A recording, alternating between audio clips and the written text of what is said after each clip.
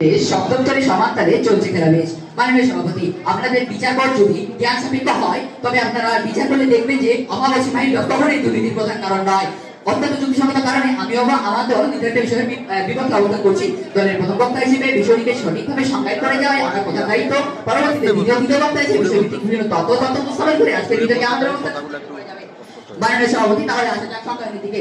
অভাব বলতে বোঝায় মানুষের নিত্য প্রয়োজনীয় বিভিন্ন বস্তু যেমন খাদ্য, বস্ত্র, বাসস্থান ইত্যাদি ঘাটতি কিংবা কমতি।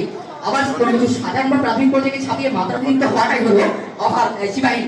আবার লোভ বলতে বোঝায় একান্তর নিজের ভোগের জন্য, নিজের উপার্জনের জন্য, নিজের শান্তির জন্য যখন মানুষ কোনো কিছু প্রবল ইচ্ছা ব্যক্ত করে তাকে লোভ বলে। অর্থাৎ যারা নিজের নেই, পাওয়ার কোনো অধিকারও নেই, অধিকারের নিশ্চয়তা নেই, তা পাওয়ার প্রবল আকাঙ্ক্ষায় বলতে লোভ। আবার দুর্নীতি নামটি আমাদের শুনে নেতিবাচক করা হচ্ছে, অর্থাৎ নীতির বিরুদ্ধে নিয়ে কোনো কাজ করাটাই হলো নৈতিকতার বিরুদ্ধে বা দুর্নীতি। মাননীয় সভাপতি, তাহলে আসা যাক। প্রতিপক্ষ দল বারবার চেষ্টা করে যাচ্ছে যে অনাবশ্যক মাইন্ডকে দুর্নীতির প্রধান কারণ হিসেবে বিবেচনা করতে। আমরা আশা করেছিলাম যে প্রতিপক্ষ দল আমাদেরকে সংজ্ঞায়ন এবং বিভিন্ন যৌক্তিক বাস্তব যুক্তি উত্থানের মাধ্যমে আমাদেরকে সন্তুষ্ট করবে, কিন্তু আসলে আমরা কোনো ফল পাইনি। মাননীয় সভাপতি, তার আসা যাক।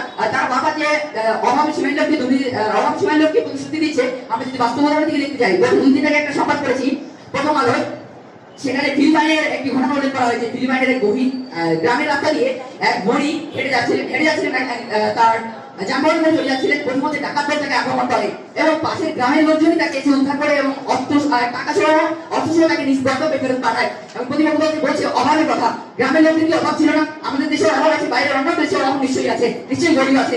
তাহলে যদি সেই গ্রামের লোকের অভাব থাকতো তাহলে সেই গরিবকে তখনই তারা নিজ ফেরত পাঠানো না, তাকে মাঝে মধ্যে হলেও সেটাকে আমরা আছি। প্রতিদিন যদি আমরা আমাদের কারো রাস্তা দিকে চোখ রাখি, দেখবেন